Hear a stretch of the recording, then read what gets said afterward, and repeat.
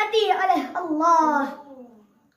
Sebagai generasi umat Islam saat ini, kita harus meyakini dengan sepenuh hati bahwa Al-Quran sebagai sebaik-baik petunjuk. Allah Subhanahu wa Ta'ala telah berfirman dalam Al-Quran surah Al-Baqarah ayat 2 yang berbunyi, A'udzu billahi